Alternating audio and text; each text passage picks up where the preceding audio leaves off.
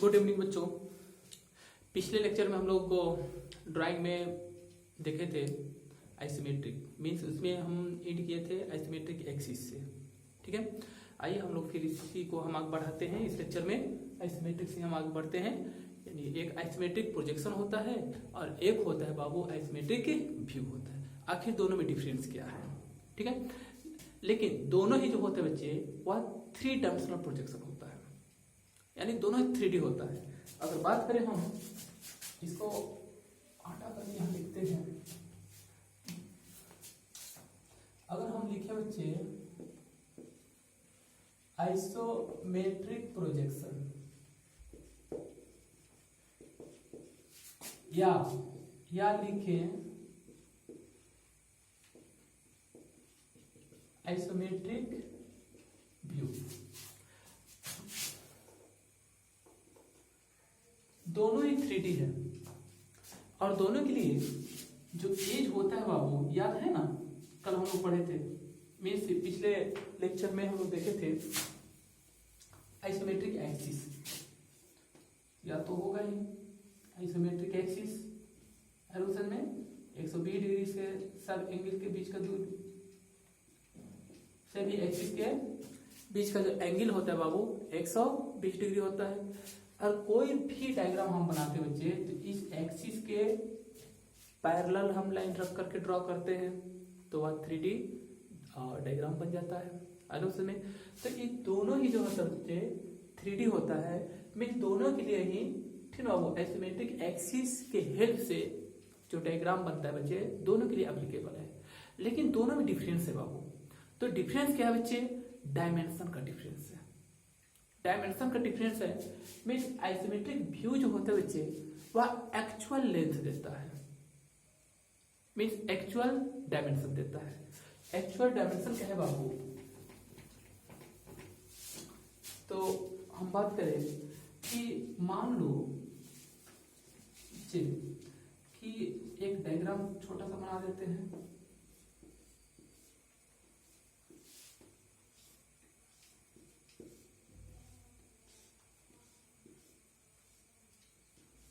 चलिए इस तरह से डायग्राम बना दिया, ठीक है। इसका लेंथ मान लेते हैं 60, इसका मान लेते हैं 40, डायमेंशन है ये रफली हम कर रहे हैं, इसका 20। तो अगर इस ऑब्जेक्ट को यदि बनाना होगा बच्चे, आपको ड्रॉ करना है मीन्स ड्राइंग शीट में, ठीक है। तो अगर कहेगा आइसोमेट्रिक व्यू में ड्रॉ कीजिए तो आप एक्चुअल लेंथ लेकर ड्रॉ करोगे। मीन्स अगर 60 mm इसका लेंथ है ऑब्जेक्ट का तो आप ड्राइंग शीट में इस लेंथ का जो डिस्टेंस दोगे बाबू दैट इज डायमेंशन जो लोगे वह 60 mm होगा। और इसका 20 है हाइट ये वाला भाग का, तो 20 ही ड्रा करना पड़ेगा। और इसका 40 है तो 40 ही ड्रा करना पड़ेगा। यानी आइसोमेट्रिक व्यू में जो डायग्राम रहता है बच्चे उस डायग्राम का एक्चुअल लेंथ ले करके ड्राइंग शीट में डायग्राम बनाना रहता है। यानी आइसोमेट्रिक व्यू जो होता है बच्चे वह एक्चुअल लेंथ प्रोवाइड करता है, ठीक है। और आइसोमेट्रिक प्रोजेक्शन जो होता है बच्चे वह actual length that is actual dimension provide नहीं करता है। मीन्स एक्चुअल लेंथ से अप्रोक्सीमेट 20% लेस करके जो डायमेंशन मिलता है बच्चे उसको प्रोवाइड करता है। अप्रोक्सीमेट 20% या एक्चुअल डायमेंशन में 0.815 से मल्टीपल कर सकते हो, ठीक है। तो आइए देखते हैं जरा 20% लेस कैसे होता है, जरा एक बार देखते हैं। यहाँ पर थोड़ा सा देख लो, उसके बाद आगे बढ़ते हैं। कंसेप्ट क्लियर करो, क्योंकि यहाँ से कंपटीशन में भी आता है, कहीं टेक्निकल से आप एग्जाम दे रहे हो तो एक क्वेश्चन यहाँ से डालता है बाबू, या इंटरव्यू हो गया क्वेश्चन देता है।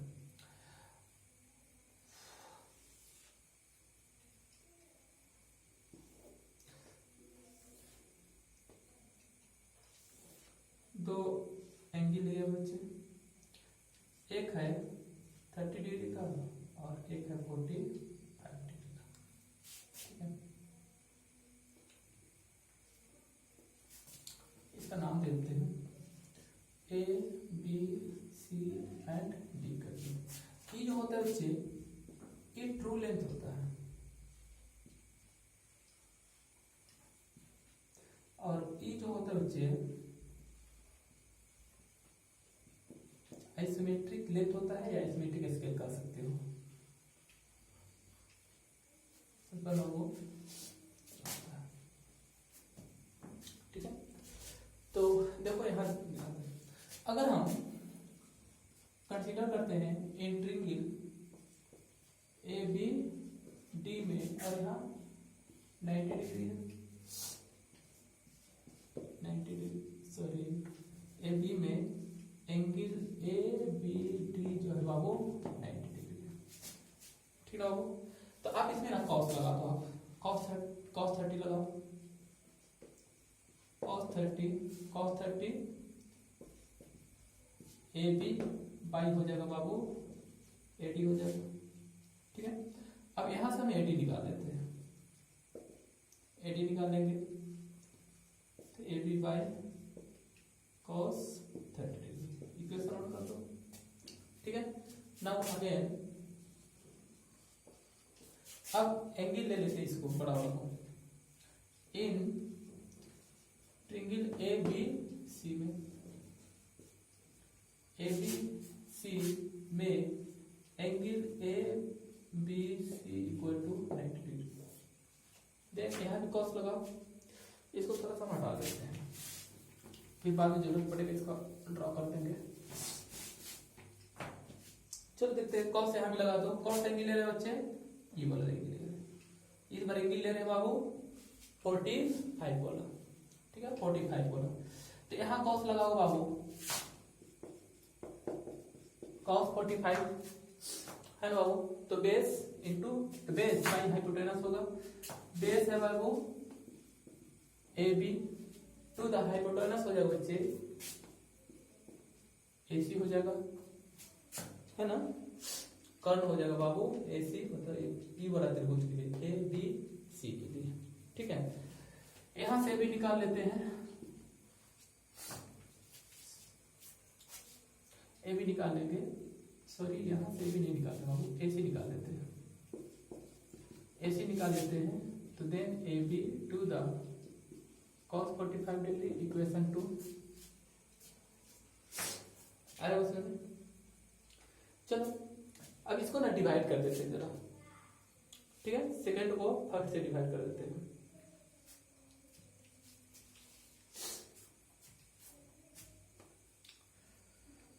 चलो डिवाइडेड सेकेंड बाई फर्स्ट, यानी पहला समीकरण को इसे डिवाइड करते हैं, ठीक है। तो देखो यहाँ करते हैं 80 AC को करते हैं AC by AD equal to AB by cos 45 to the AB by cos 30 degree. अरे उसमें चलो यहाँ क्या किए हैं, यहाँ समीकरण सेकेंड को ठीक है फर्स्ट से डिवाइड कर दिए। चलो देखते बच्चे, यहाँ ये तो चल जाएगा ऊपर ना बाबू, ऐसे अगर हम ऐसे लिखेंगे A B by cos 45 into cos 30 to the A B cancel हो गया, यानी finally AC by AD equal to बच गया बच्चे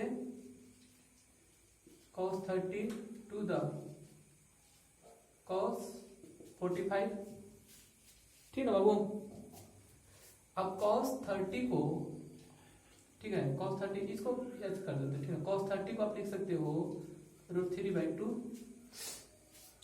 होगा बाबू, और बटे में, ठीक ना, एक काम करते हैं इसको हटा देते हैं, अच्छा लिख देते हैं इनटू या बटे करते हैं, बटा में हो जाएगा बाबू 1/√2 हो जाएगा। अब ना √3/2 इंटू √2/1, ठीक ना बाबू। एक काम करते हैं यहाँ बनाते हैं, इसको हटा देते हैं,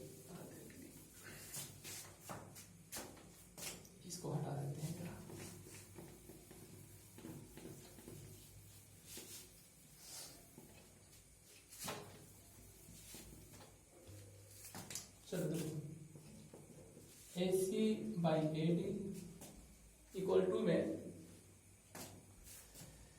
इक्वलिटी हो जाएगा बाबू cos 30 degree to the cos 45 degree. यार इसको चेंज कर लेते हैं, AD बाई AC कर लेते हैं, ट्रू लेंथ निकालना है ना ऊपर वाला, ठीक ना। AD क्या है, आइसोमेट्रिक लेंथ है, AC क्या है, ट्रू लेंथ है। यहाँ जो किया था ना बाबू ऐसे फिर से डायग्राम बना देंगे, ठीक ना। तो AD आइसोमेट्रिक लेंथ और AC ट्रू लेंथ है, इसको चेंज कर देते हैं। ये हो जाएगा cos 45 डिग्री और बटा cos 30 डिग्री, ठीक है। इसलिए चेंज किए हैं कि इस तरह से डायग्राम बनाए थे, याद कीजिए। ये था आइसोमेट्रिक लेंथ, ठीक ना, और ये था ट्रू लेंथ था। देखो यहाँ पर ABC था, देखो AC ट्रू लेंथ था और यहाँ D था। AD जो था आइसोमेट्रिक लेंथ था, इसलिए आइसोमेट्रिक लेंथ को हम ऊपर कर दिए, ठीक ना। आइसोमेट्रिक लेंथ दूसरा ट्रू लेंथ होता है। cos 45 1/√2 इंटू, अब ये cos ऊपर भेजेंगे तो sec आ जाएगा 30 डिग्री और sec 30 यानी cos का उल्टा हो जाएगा, cos 30 का हो जाता है √3/2, ठीक है बाबू। तो 2/√3 हो जाएगा, 2/√3 हो गया, ठीक है बाबू। एक काम करते हैं, इसका हर पर में कर देते हैं इसको, 1/√2 इंटू √2/√2 इसका कर दें, ठीक ना। इंटू में 2/√3 है नहीं, ठीक है। अब यहाँ √2/2 हो गया, इंटू में 2/√3 हो गया, इसी कैंसिल हो गया, फाइनली बच गया बाबू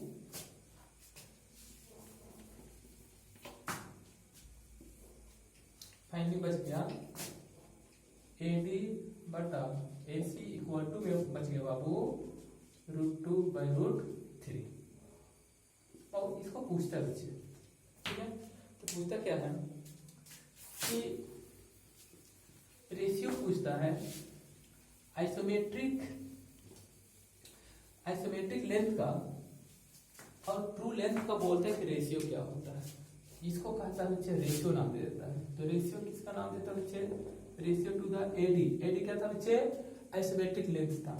तो यहाँ कर देते हैं आइसोमेट्रिक लेंथ या आइसोमेट्रिक स्केल भी कर देता है।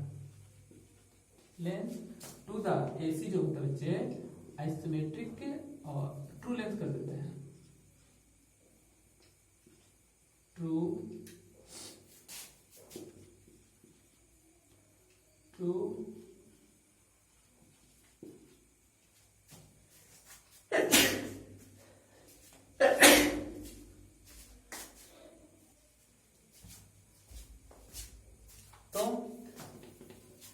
रेशियो पूछते हैं बाबू, यहाँ थोड़ा बड़ा बड़ा लिख देते हैं। रेशियो किसका पूछता है बाबू, आइसोमेट्रिक लेंथ का, आइसोमेट्रिक लेंथ और टू द ट्रू लेंथ पूछता है। ट्रू लेंथ बराबर में √2/√3। इसको कैलकुलेशन करोगे तो इसका वैल्यू आता है बच्चे 0.815 आता है, मुझे याद है इसलिए हम लिख दिए यहाँ पर, ठीक है। ये बहुत इंपॉर्टेंट है, इसको याद रखना है, ठीक ना। Isometric length to the true length का रेशियो होता है। अब अगर हम इसको उठा कर लाते हैं यहाँ पर, isometric length to the true length, true length 0.815,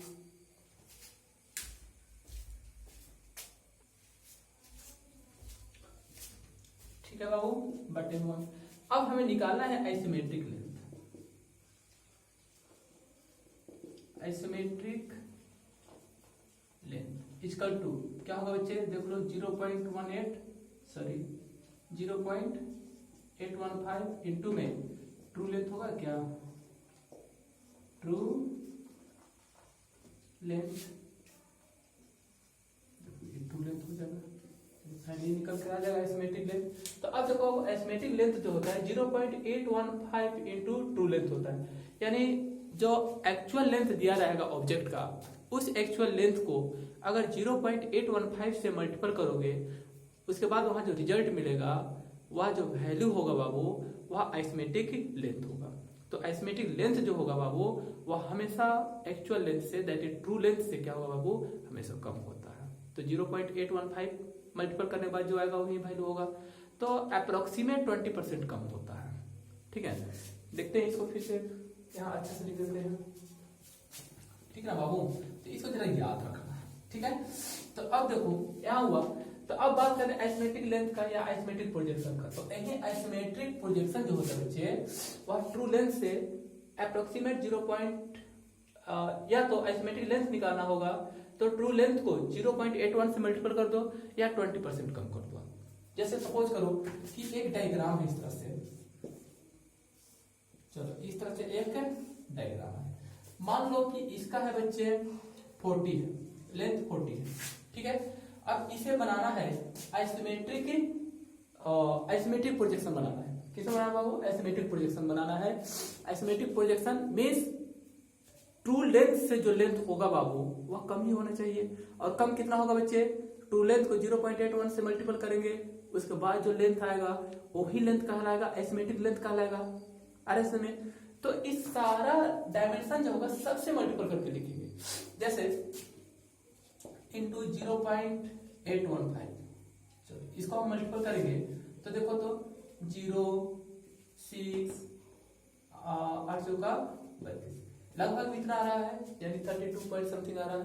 और अगर 20% इसको कम कर देंगे, 40 इंटू 20% कम करेंगे तो इतना हो ना बाबू, 40 इंटू 20% कम कर रहे हैं, यानी 80/100। चलो देखो तो, ठीक है, 8 चौका 32, लगभग में वैल्यू आ जाता है। इसलिए हम लोग कर सकते हैं अप्रोक्सीमेट 20% हम लोग क्या करते हैं बच्चे, कम करके लिखते हैं डायमेंशन। ठीक है, तो अब देखो,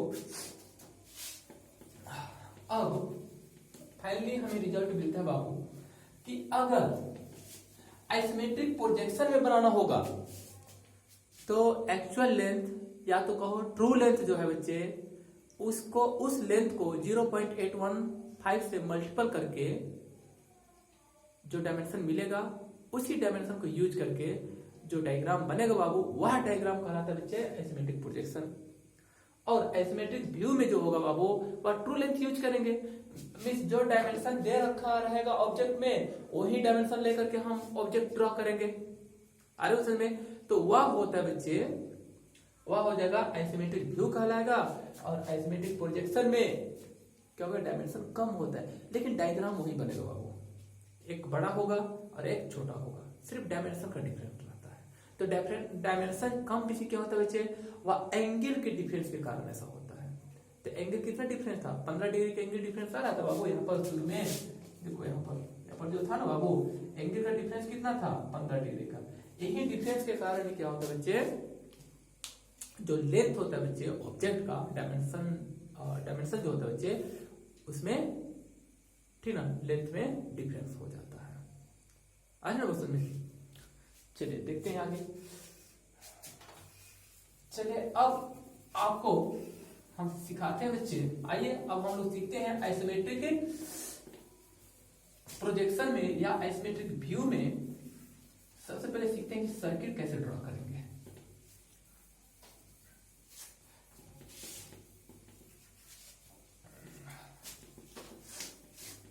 ऐसे एक डायग्राम बनाते हैं।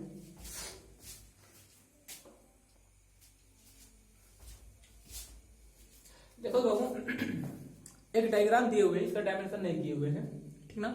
तो ये डायग्राम देने का मेरा कारण था कि आपको हम इलिप्स बनाना सिखाना चाह रहे हैं। इलिप्स कैसे बनेगा उसको बताने के लिए हमें ये डायग्राम देना पड़ा, ठीक है। एक्चुअली जो सर्किल है बच्चे, अब सर्किल का कोई भी डायमीटर हो, अगर वह सर्किल किसी ऑब्जेक्ट में है बाबू, और उस ऑब्जेक्ट को आप आइसोमेट्रिक में ड्रा कर रहे हो, समझ लो बाबू, तो ऑब्जेक्ट के साथ साथ इसका सर्किल का जो शेप होता है बाबू, वो भी चेंज हो जाता है। मींस आइसोमेट्रिक में अगर कोई ऑब्जेक्ट ड्रॉ कर रहे हो और उसमें सर्किल है, तो वह सर्किल इलिप्स नजर आता है बच्चे, इलिप्टिकल नजर आता है। समझ रहे हैं बाबू। जैसे इस सर्किल को देख लो आप, ठीक है, क्योंकि एक्चुअली देखो बाबू इसको हम आइसोमेट्रिक में ड्रा किए पूरा ऑब्जेक्ट को। आइसोमेट्रिक में कहे तो इसका जो बेस होगा बाबू मीन्स इसका जो एज है वह आइसोमेट्रिक एक्सिस पर रख कर बनाया गया है, और आइसोमेट्रिक एक्सिस पर रखा गया है इसका मतलब क्या होगा बाबू 30 डिग्री पर होगा इसका बेस, है ना सर में क्या है ना बाबू, ठीक है।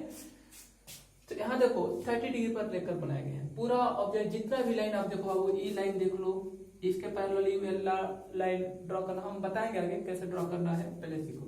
देखो इस लाइन के पैरेलल ये वाला लाइन है, ये वाला लाइन है, ठीक है, और इस लाइन के पैरेलल देखो सब लाइन है, यानी 3 डायरेक्शन में लाइन जाएगा आपको। एक तो लाइन जाएगा इसके पैरेलल, दूसरा लाइन जाएगा बच्चे इसके पैरेलल, और तीसरा लाइन या तो ऊपर शिफ्ट होगा या फिर नीचे शिफ्ट होगा, यानी या तो ऊपर जाएगा या फिर नीचे आएगा, यानी 3 ही डायरेक्शन में लाइन जाएगा अनुसार में। तो डायग्राम जैसा है वैसे। अब मान लो कोई बच्चा यहाँ से शुरू करता है बनाने के लिए, तो वो तो लाइन ऊपर ना ड्रॉ करके वह नीचे ना ड्रॉ करेगा बाबू, ठीक है। तो अब देखो, तो ये जो एज है इसको हम 30 डिग्री पर रखे हुए, तो इसके अकॉर्डिंग यहाँ जो सर्किल है बच्चे उसको भी तो 30 डिग्री पर रखना पड़ेगा बाबू, है ना। आइसोमेट्रिक तो यही कहते हैं ना बच्चे, आइसोमेट्रिक कोई ऑब्जेक्ट को आप आइसोमेट्रिक में ड्रा कर रहे हो तो उसके सारा एज को 30 डिग्री एंगल पर रखना पड़ेगा उसको, समझ पाना। या फिर कहो तो आइसोमेट्रिक एक्सिस पर रख करके ड्रॉ करना है, तो यहाँ सर्किल को भी तो रखकर ड्रॉ करेंगे बाबू। तो जब सर्किल को आइसोमेट्रिक में ड्रॉ करोगे बाबू तो इलिप्स नजर आता है, एलिप्टिकल नजर आता है। जैसे यहाँ देखो, यहाँ देखोगे तो कुछ इस तरह से है ना, और टॉप वाला देख रहे हो बच्चे तो कुछ ऐसे है, और यहाँ देखो लेफ्ट साइड से देख रहे हो बाबू, ठीक ना, तो कुछ ऐसे है, और उसमें यानी 3 डायरेक्शन देख लो। तो आइए हम लोग सीखते हैं इसको कैसे हम ड्रॉ करेंगे, ठीक ना। इसको हम हटा देते हैं, इसको रहने देते हैं, अभी इसका काम है। सर्किल को हम लोग ड्रॉ करते हैं बच्चे किसी बाबू आइसोमेट्रिक में। आइसोमेट्रिक अब प्रोजेक्शन भी हो सकता है या फिर व्यू भी हो सकता है, ठीक ना। आइसोमेट्रिक में लिख देते हैं, आइसोमेट्रिक प्रोजेक्शन या व्यू हो सकता है। अरे सुनिए, सपोज करो एक सर्किल हम ड्रॉ कर रहे हैं, एक सर्किल हम कंसीडर किए, ठीक है बाबू, जिसका डायमीटर जो है ना बाबू, डायमीटर हम रखे हुए हैं 40 mm का, मान लो इसका डायमीटर है 40 mm, ठीक है। आपसे मैं पूछना चाहता हूं कि इस सर्किल को आप 30 डिग्री पर कैसे रखिएगा, क्या आपको समझा रहा है ना। चलो देखते हैं, ठीक है। अब देखो इस सर्किल को आइसोमेट्रिक में रखने के लिए, मीन्स 30 डिग्री पर रखने के लिए, मतलब बेस से सबसे पहले कि इसे एक ब्लॉक के अंदर रखना पड़ेगा, ठीक है बाबू। तो मीन्स क्या करेंगे, एक ब्लॉक कंसीडर कर देंगे, एक ब्लॉक पूरा बना लिया बाबू, चलो इस तरह से ब्लॉक हो गया बाबू। और सर्किल है तो इसका जो ब्लॉक होगा वह स्क्वायर होगा, नाम दे दिए ABC एंड D कर दिए, ठीक ना बाबू, ABCD। बाबू इसका डायमीटर जितना होगा उसके इस साइड हो जाएगा, साइड हो जाएगा। मीन्स अब सर्किल वाला पार्ट को छोड़कर सिर्फ इस ब्लॉक को अगर कंसीडर करेंगे बाबू तो कुछ इस तरह से होगा ABCD। तो पहला स्टेप ये है बाबू कि जितना डायमीटर का सर्किल रहेगा, सब करो ना, यानी सर्किल का डायमीटर जितना रहेगा बाबू उतना ही डायमेंशन लेकर के एक ब्लॉक बना देना है, दैट इज स्क्वायर बना देना है। समझे। अब इस स्क्वायर को क्या करना बच्चे, एक लाइन ड्रॉ कर दो बेस वाला। अब यहां से अब इस ABC 4 कॉर्नर है बाबू, चारों कॉर्नर में से किसी एक कॉर्नर को इस लाइन पर आप कंसीडर करो। मान लो कि A को हमने यहां रख दिया, तो ए से बी 40 mm। अब ए से बी जो होगा 30 डिग्री एंगल पर एक लाइन ड्रॉ करो। ये एंगल कितना जाएगा बाबू 30 डिग्री, और लेंथ कितना जाएगा बाबू 40 mm, चूंकि वाला लेंथ को आपने ड्रॉ किया। आइसोमेट्रिक व्यू में बता रहे, प्रोजेक्शन छोड़ दो अभी, जितना एक्चुअल लेंथ लेकर ड्रॉ करो। समझना है ना बाबू? ठीक है, थोड़ा सा और इसको नीचे करते हैं, ज्यादा ऊपर चला गया है। इस तरह से 30 डिग्री हो गया। अब चलो ए से बी तक आ गया बाबू। चलो अब ए से डी, ई वाला लाइन जो देख रहे हो बाबू, इसको भी इस पॉइंट से 30 डिग्री एंगल पर इस साइड ड्रॉ कर दो आप। Angle 30 degree, length 40 mm, 40 mm हो गया। अब यहां देखो बाबू, यहां देखो डीसी पैरेलल है एबी के, एबी के पैरेलल डीसी, इधर ही डी है ना बाबू, तो डीसी इधर ही कहीं सी होना चाहिए, है ना बाबू? तो एबी के पैरेलल आप यहां से काम करो, यहां से ड्रॉ कर दो आप। एबी के पैरेलल ड्रॉ कर दिए। ये लेंथ कितना होगा बाबू 40 होगा। और यहां देखो बाबू एडी के पैरेलल बीसी है, यानी बीसी इधर ही तो कहीं मिलेगा बाबू, वो भी एडी के पैरेलल दे ऐसे ड्रॉ कर दो, मिल गया ना? ठीक है, थोड़ा फ्री हैंड ड्रॉ कर रहे हैं ना बाबू, इसलिए थोड़ा सा गड़बड़ सड़बड़ हो सकता है। चलो ऐसे करते हैं, देखो ना बाबू 30 डिग्री इधर लेकर 30 डिग्री इधर लेकर कंप्लीटली क्या करना है, ब्लॉक बना देना। मींस ई वाला जो था बच्चे, ये तो 2D है ना बाबू, ये भी 2D है, ये भी 2D है, ऑर्थोग्राफिक में है। अब इसको 3D बनाने के लिए बेस से 30 डिग्री एंगल पर रखना पड़ेगा बाबू इसका एज को, तो ये एज को 30 डिग्री एंगल पर रख दिया। ठीक है, पहला स्टेप कंप्लीट हो गया। ठीक ना, जितना डायमीटर दिया रहेगा उतना डायमीटर लेकर के इसको बनाने की जरूरत नहीं है बाबू। अगर आइसोमेट्रिक में पूछ रहा है तो डायरेक्ट आप इसको बना दो, बेस से 30 डिग्री एंगल लेकर के ड्रॉ कर दो। हो गया पहला स्टेप कंप्लीट। चलो दूसरा स्टेप देखते हैं। दूसरा स्टेप क्या है बच्चे, कि इसका नाम हाफ कर देना, जितना लेंथ होगा उसका हाफ कर देना। 40 था ना, तो 20 कर दिया यहाँ पर, यार 20 कर दिया, 20 कर दिया और 20 कर दिया, हाफ कर दो, हो जाएगा हाफ। और ना ठीक है, अगला स्टेप में ना कि डायगोनल को मिला देना बाबू, मिला दे डायगोनल बाबू, देखो ठीक है, ये है डी है बच्चे, और ये ए है, बी और यहाँ पर सी है। अब यहां देखो बाबू दो डायगोनल दिख रहा है बच्चे, बीडी दिख रहा है और एसी दिख रहा है। अब बीडी और एसी में बड़ा कौन है बच्चे, BD is greater than AC है बाबू। ठीक है, जो डायगोनल बड़ा रहेगा बच्चे वहां पर क्रॉस कर देना, क्रॉस कर देना मीन्स इंडिकेट कर रहे हैं। ठीक ना, मैंने आपको समझने के लिए, आपको समझ में आ जाएगा तो बाद में करने की जरूरत नहीं है, क्योंकि इन डायगोनल को कंसीडर नहीं करना है। ठीक है, यानी दो कॉर्नर को जिसका डायगोनल बड़ा था बच्चे, उसको हमने क्या किया बच्चे, निगलेक्ट कर दिया। तो बचा मेरे पास एक डायगोनल और दो कॉर्नर, यानी एक सी बचा और एक ए बचा। अरे समझ में? अब क्या करना बच्चे, अगर सी को कंसीडर करोगे तो ठीक इसके सामने वाला साइड 2 नजर आ रहा है, और उसमें देख रहे हो बाबू की बटा हुआ भाग भी नजर आ रहा है, जिसमें आपने मार्किंग कर रखा है। तो इसको क्या करो, इससे आप मिला दो ऐसे, और इससे भी क्या करो बच्चे, इसको मिला दो। अरे उसमें सेम प्रोसेस ए से भी, ए से भी देखोगे तो देखो यहां कटा हुआ है मिक्स ऐसे, और फिर यहां से भी। अरे उसमें अब देखो यहाँ ठीक ना, दोनों लाइन यहाँ, 3 लाइन देखो यहाँ मिला है और तीनों लाइन यहाँ मिला है, इसको C1 कर दो और इसको C2 कर दो। यानी इसको आप सेंटर मानना है, इसको भी सेंटर मानना है बाबू, और एक सेंटर ये वाला होगा, एक सेंटर ये वाला होगा, यानी कंप्लीटली कितना सेंटर होगा बाबू, 4 सेंटर होगा। तो इस तरह से जो सर्किल बनाया जाता है, दैट इज इलिप्स जो बनाया जाता है बच्चे, इसको कहा जाता है 4 सेंटर मेथड कहा जाता है।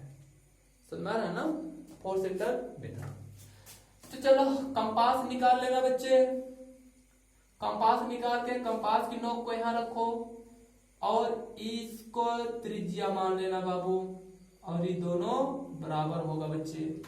तो यहाँ रख कर ना बाबू ऐसे खींचना, ऐसे। तो यहाँ खींचोगे बाबू तो कुछ ऐसे आएगा। और उस समय सेम प्रोसेस यहाँ भी। अब C1 को सेंटर और E वाला जो लेंथ है ना बाबू, इसको त्रिज्या मान लेना।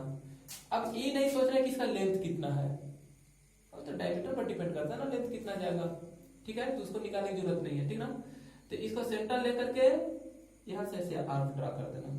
तो इसको सेंटर लेकर ड्रा करोगे, इसको त्रिज्या लेकर के, तो कुछ ऐसे बनेगा वो, ठीक है। चलो दो तरफ हो गया। अब एक बार ए को सेंटर लेगा बाबू, तो त्रिज्या जानते हो ई वाला त्रिज्या हो जाएगा बच्चे, में। तो यहाँ से ई वाला त्रिज्या, ई वाला त्रिज्या यहाँ रखकर ऐसे खींचेगा, ठीक ना बाबू। ऐसे खींचोगे तो ऐसे आएगा बच्चे, में। और यही प्रोसेस जब ए पर था तो यहाँ सी पर भी सेंटर ले लो। अब सी को सेंटर लोगे तो देखो ई वाला लेंथ देख रहे बाबू, ई वाला त्रिज्या हो जाएगा। फिर यहाँ रख करके ऐसे नीचे ड्रॉ करोगे, इसको त्रिज्या ले करके, ठीक ना बाबू। तो मीन कुछ इस तरह से आएगा, ठीक है। तो यहाँ देखो ई बन जाएगा बाबू सर्कल बनेगा, ठीक है। यानी ई बन जाएगा इलिप्स बनेगा बाबू।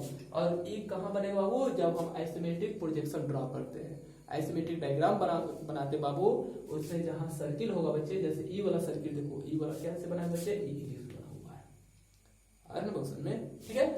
तो ई जो होगा वो टॉप से नजर आएगा, क्योंकि आपने दोनों साइड 30 डिग्री का एंगल ले रखा है, इसलिए फिर बाबू ई जो होगा बाबू दोनों तरफ आप 30 डिग्री एंगल ले रहे हो, तो वह जो होगा फेस होगा बाबू वह ऊपर में रहेगा, दैट इज टॉप में रहेगा, है ना क्वेश्चन में।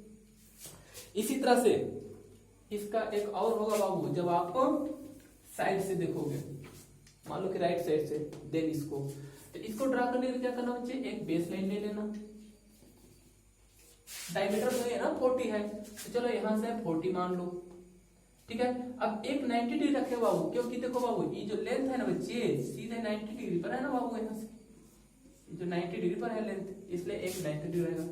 अब दूसरा लेंथ जो होगा बाबू 30 डिग्री पर रहेगा, और कितना रखना है 40 mm, जितना डायमीटर उतना ही रखोगे, क्योंकि यहाँ 40 mm डायमीटर लेकर हम चल रहे हैं, आगे बढ़ रहे हैं हम लोग। अब 40 mm लेने के बाद, ठीक है बाबू, इसके पैरेलल यहाँ से ड्रॉ कर दो, फिर इसके पैरेलल ऐसे ड्रॉ कर दो, हो गया बाबू, बन गया ब्लॉक इसी तरह से। अब क्या करना बच्चे, डायग्राम मिला देना है, बताए ना बाबू। उसके बाद इसको हाफ हाफ कर देना है। अब बड़ा डायगोनल है इसको इग्नोर कर देना है, और इसके सामने वाला किससे मिलाना है, इसको मिला दो। फिर इस कॉर्नर से इसको मिला दो, सॉरी थोड़ा सा ऐसे बनेगा, ठीक है। और फिर यहाँ से बाबू इसको मिला दो। अब इसको सेंटर लोगे बाबू तो यहाँ से यहाँ तक बनेगा, इसको सेंटर लोगे बच्चे तो यहाँ से यहाँ तक बनेगा, इसको सेंटर लोगे तो ई वाला बनेगा, और इसको सेंटर लेगा ऐसे, ठीक ना, तो ई वाला बनेगा। अब ई हो गया इस साइड वाला, आ रहा है में, ठीक है। अब इस साइड वाला के लिए क्या करना है बाबू, ठीक ना, इसका मिरेज कर दिए, ठीक ना। इस साइड वाले के लिए बाबू एक बेस ले लो, देखो यहाँ यहाँ है ना बाबू, चलो ये 90 डिग्री हो गया बाबू। अब एंगल इधर लेना है बच्चे, देखो एंगल तो इधर लिया गया है ना 30 डिग्री इस तरह से, तो एंगल यहाँ 30 डिग्री ले लो, ऐसे 40 डायमीटर लेंथ हो ही रहना चाहिए, इक्वल रहना चाहिए, हो गया बाबू। उसका देखो बच्चे डायगोनल मिला दो, इधर से भी डायगोनल मिला दो, हाफ हाफ कर दो। बड़ा डायगोनल है इसको डायगोनाइट कर दो, छोटे डायगोनल के ठीक सामने वाला को मिला दो ऐसे, और यहां से भी देखो यहाँ मिला बच्चे, इसको लेकर के ऐसे हाथ ड्रॉ करोगे, और इसको सेंटर ले करके यहाँ जो मिला हुआ है इसको ड्रॉ करोगे, इसको सेंटर लेके ऐसे ड्रॉ करना बच्चे, इसको लेकर के ऐसे ड्रॉ करना। अरे में देखो ई हो जाएगा इस साइड वाला, अरे बाउंसल में तो देखो इधर से इस साइड वाला, इधर से इस साइड वाला, और ई जो होगा टॉप वाला केस में। तो इसका काम कब आएगा बच्चे, जब हम इस तरह से एसिमेट्रिक प्रोजेक्शन बना रहे होंगे या एसिमेट्रिक ऑब्जेक्ट जो है एसिमेट्रिक में बना रहे होंगे, तो उस समय जो सर्किल आता है बच्चे, या जैसे होलो बनाना है, सिलेंडर बनाना है, ठीक ना, इस सारा चीज हम बताएंगे, ठीक ना।